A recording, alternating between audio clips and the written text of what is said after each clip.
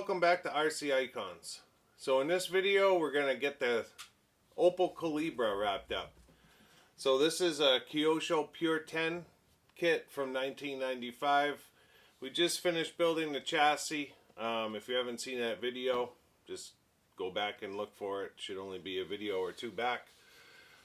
We built it up completely standard, other than we had a upgraded carbon chassis in the kit, and we fitted the Kyosho shift changer, quote unquote, 2-speed. Really cool build, came out great. Very different to a certain degree. It's a lot, the gearbox and rear end is a lot like the TF3 Lotus that I built last year. Dual belt 4-wheel drive, not adjustable at all. So it's not what I would consider a high-end kit. It was more of a kind of an entry-level kit at the time. But touring cars back in 1995 weren't really high-end regardless. So non-adjustable.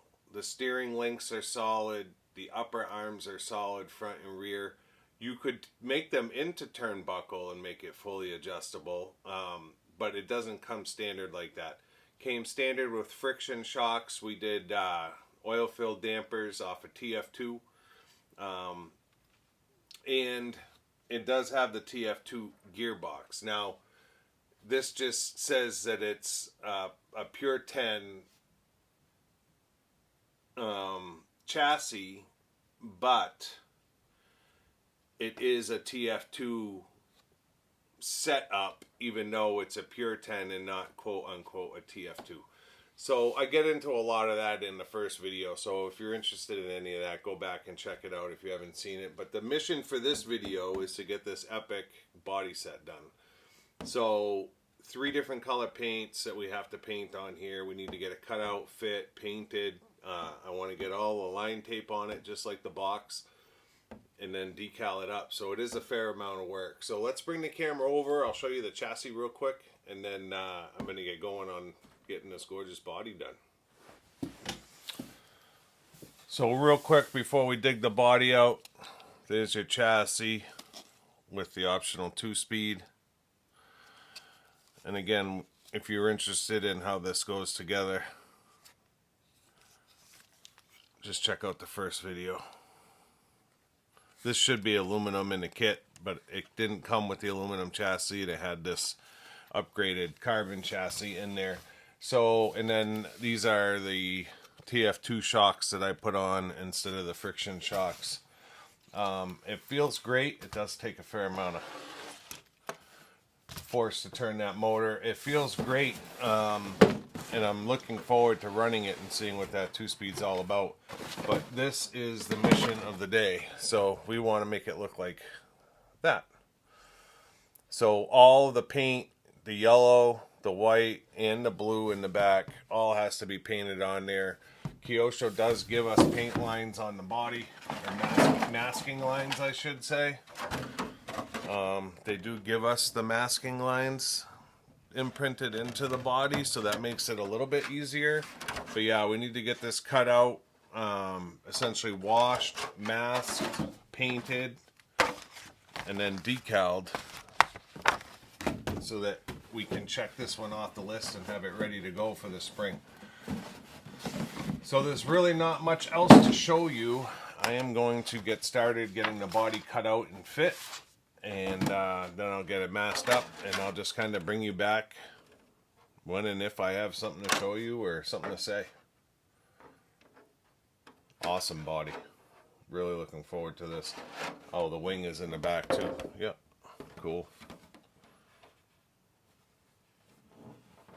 Not sure of the cut lines on the wing, but I'll have to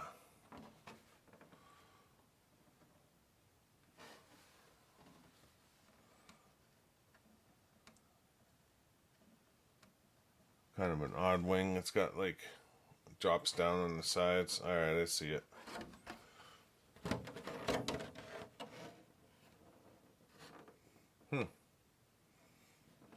That's a different looking wing. But that's all right. So yeah, I'm gonna get going on cutting it out, and like I said, I'll bring you back when I have stuff to show you. All right, so we got the body mounted. Looks good. Arches look good. I know it's hard to tell with no paint on it. I followed the cut lines. Probably should have left them a little bit small first, but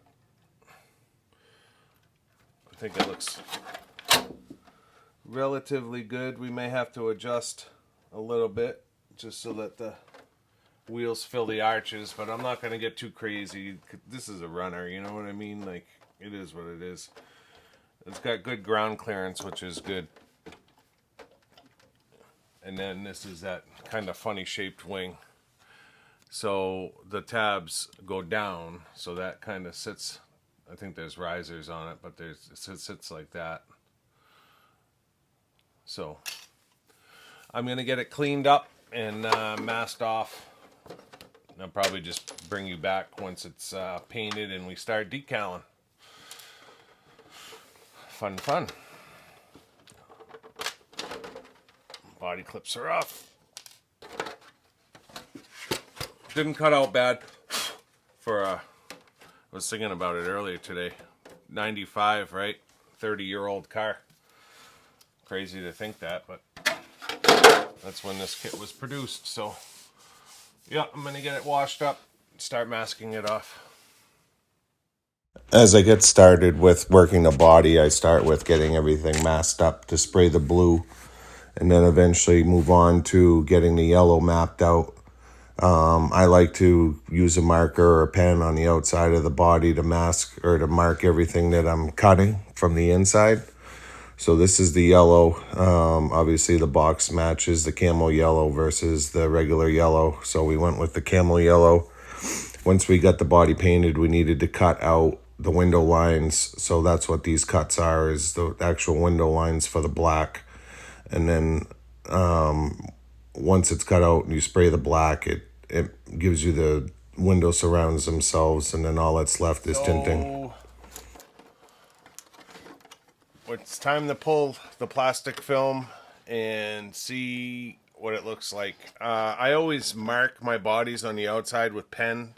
So when you get pen lines like around the windows and stuff, sometimes it's hard to see the actual paint lines.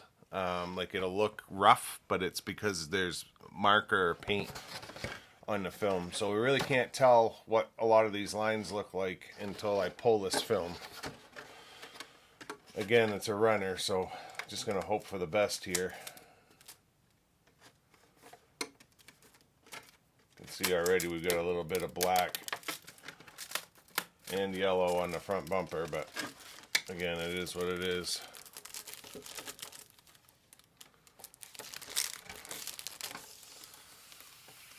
I'm really tempted to start painting my light colors first instead of my dark colors first, and just making sure I back along the way, because you always get a little bit of darker color in your whites and stuff no matter how much you clean the body. So I know there's a spot here, but there's a decal that kind of covers it, but all in all the lines look good. So the paint process was PS58 dark metallic blue on the back,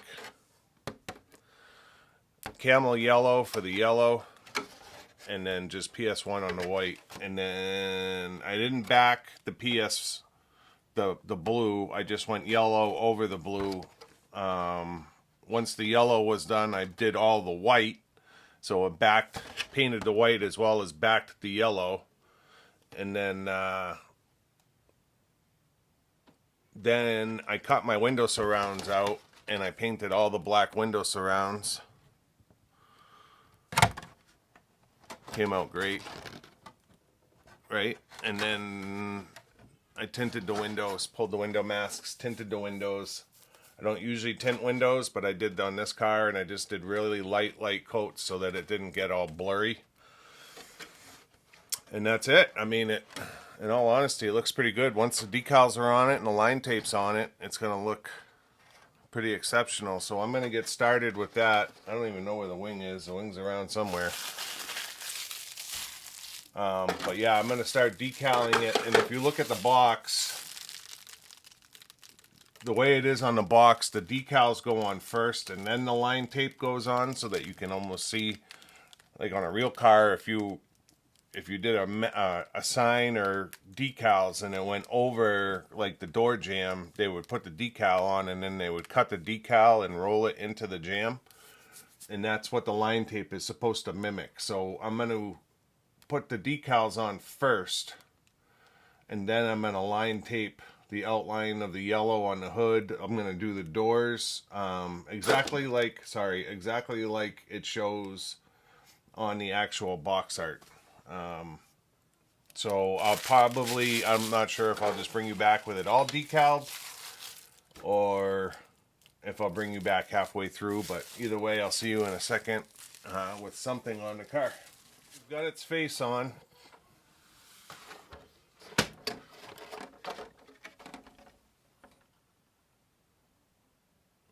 So I got the black decals on the bottom.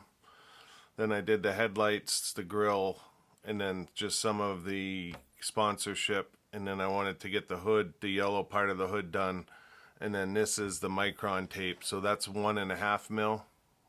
Edging that, just like the box, and then down underneath the bottom. Now that doesn't come with the sticker sheet, but that's the whole point. So the door jambs will be done in that. It's a little bit thick for what I'm using it for, but it's I wouldn't want any thicker. It's doing the trick.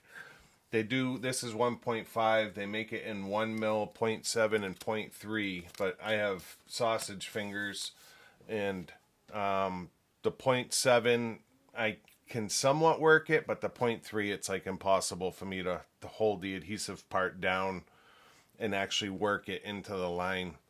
It's so thin that if it twists over, you don't even notice it. It's literally that thin. So I don't typically use the thinner ones. 1 mil is about as thin as I'll go. This says 1.5, and it's thin. Like even at 1.5, it's super thin. So that's kind of what I stay with. I usually will have some 1 mil around, but I don't have any 1 mil, so we'll just keep going with the 1.5. But I think you can see the result is gorgeous.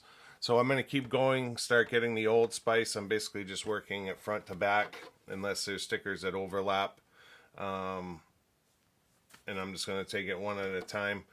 I am, to a certain degree, getting the center stickers out on any of the stuff that it's huge. So basically, if you look at the numbers for the sides, it's a 2-piece number, but there's a lot of clear in here. So I want to get as much of that out because it's going to look stupid.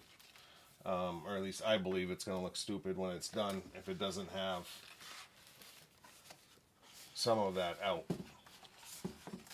So yeah, we're just going to keep moving forward, but the start of it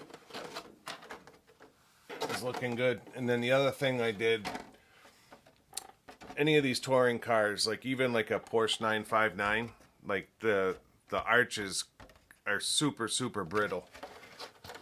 And this body is somewhat thicker than a normal vintage body, but it's still being 30 years old, that's going to be the weak point. So I did put a couple pieces of Gorilla Tape in those arches just to help with that flex. I really don't want cracks, because that's the first crack you're going to get is right there in the middle of the wheel arch from this body flexing up. If you hit anything or even just working on it, sometimes with vintage bodies, it's so thin that you'll crack it just working on it.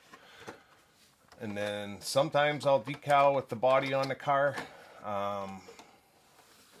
Sometimes it's a little bit easier because it kind of holds the body. Sometimes I've got it in my lap. But yeah, we're going to keep moving forward. It's looking good so far. Hopefully when I bring you back next time, we'll have at least the front end done and be working up the sides. So see you back here in a second with a little bit more done. So that's the front end done.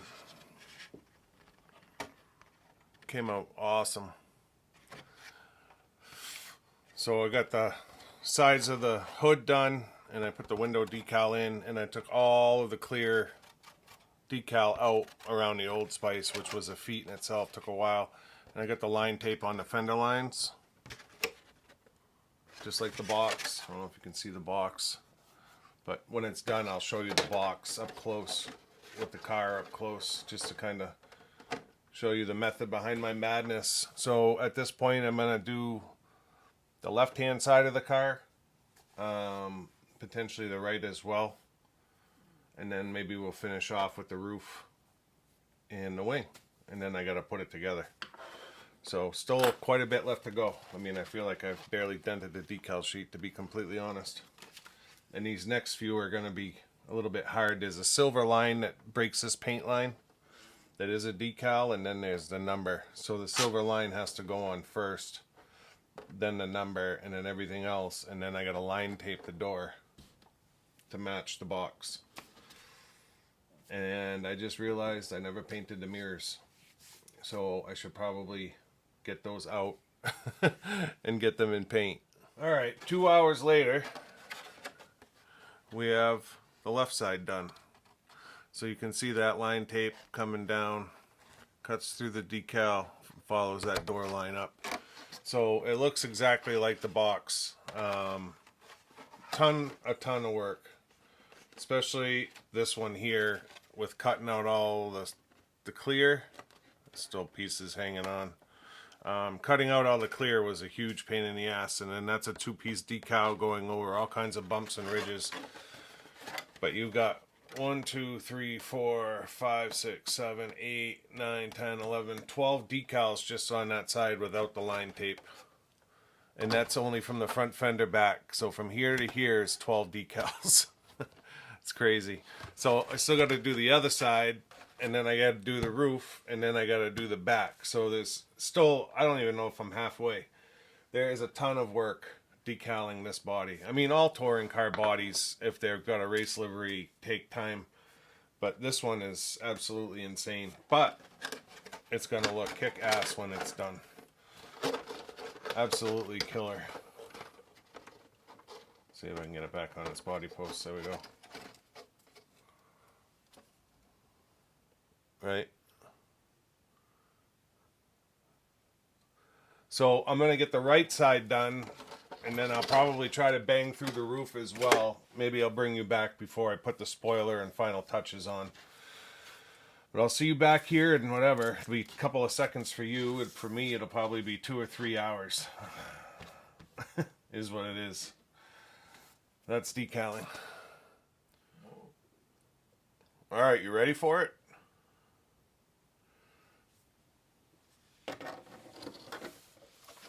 Boom. This thing came out so nice.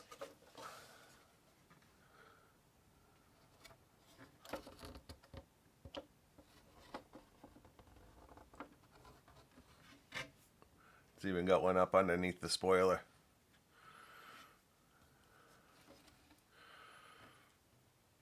In the last segment I said that there was 12 decals. I had forgotten the Ludwig on the window.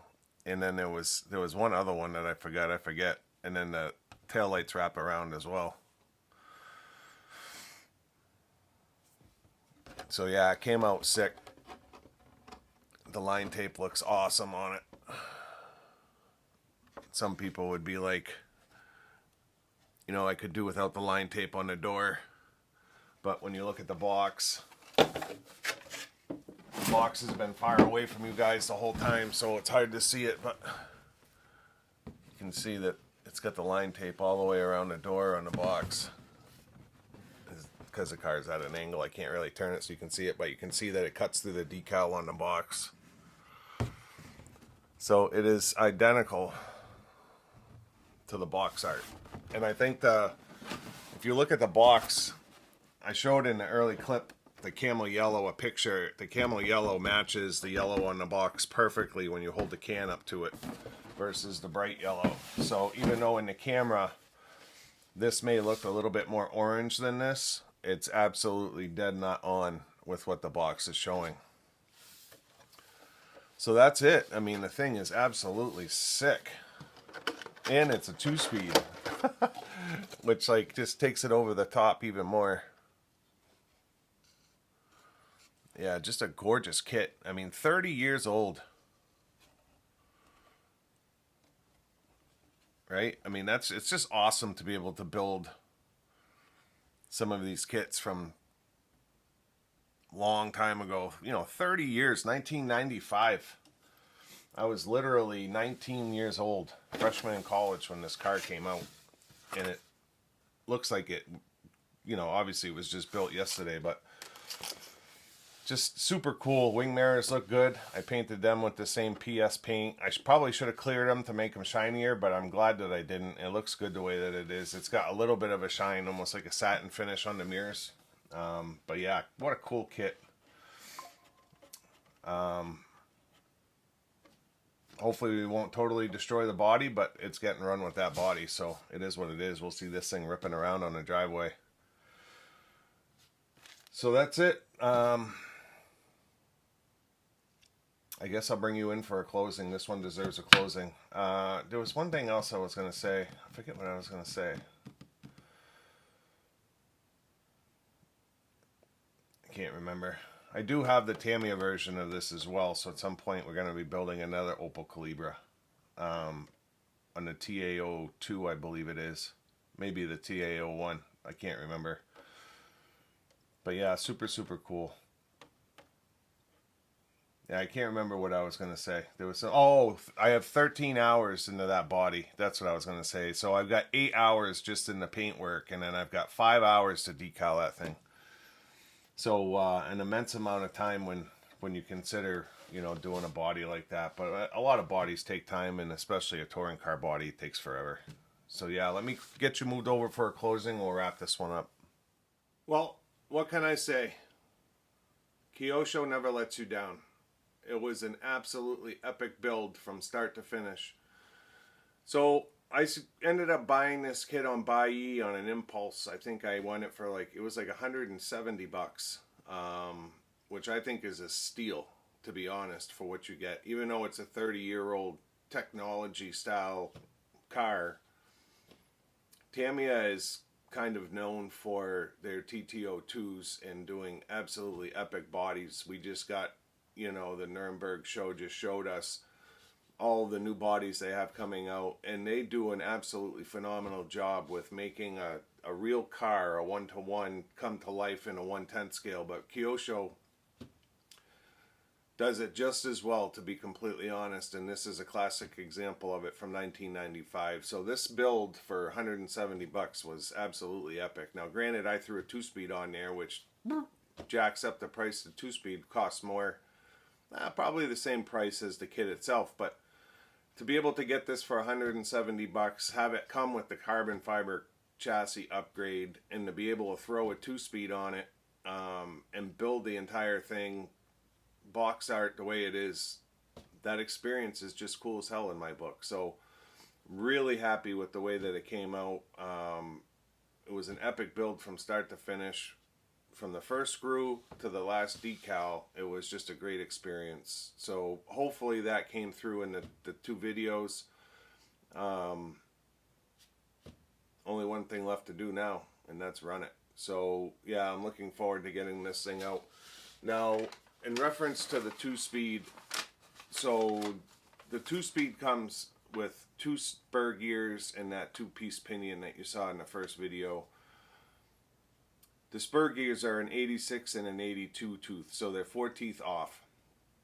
When you have a 2-speed and you're using a 2-speed pinion, the tooth count has to match, right? So and most 2-speeds are separated by 4 teeth, whether it's AYK or PB or Kyosho. 86, 82 on the spur, and it's 21, 25 on the pinion gears. Now they did do an 82, 78 spur, and they went all the way up to a 23, 27 tooth pinion and as low as a 19, 23. So getting into gear ratios for all you nerds out there, so if you went 86, 82 with a 19, 23, you would be going from a 10.02 to a 7.89 when that shift happens, right? And then if you went to the lowest side and you went 82.78 with the 2327, you'd go from a 7.89 to a 6.40. The way we have it set up, we're going from a 9.06 to a 7.26. So obviously there's some ability to play with this in an immense way, as far as how the 2-speed can be tuned. And then you got to remember, in that clutch bell, you can adjust when that 2-speed kicks in by the pressure of that tiny little spring in there. So super cool that Kyosho did this back then. I'm not sure if it worked out for racing or not. It was probably banned, you know, because it was giving a competitive edge to a certain person. But super cool that they came out with it, and that you can still find this stuff today. So yeah, just from a nerd point of view, it was an epic build, and being able to mess with the 2-speed and kind of see how that works, and be able to continue in the future messing with it as far as adjustment and that kind of stuff. And then from a modeling standpoint, you know, the chassis is a great chassis to build. Again, not adjustable, but can be made to be adjustable very easy. But the body set too, from a modeling set standpoint, you know, it doesn't disappoint at all. So I hope you guys enjoyed it. If you're not already a subscriber, I'd ask you guys to consider subscribing to support the channel. Leave a comment, let me know what you think of the final results, and until next time, we'll see you soon. Thanks.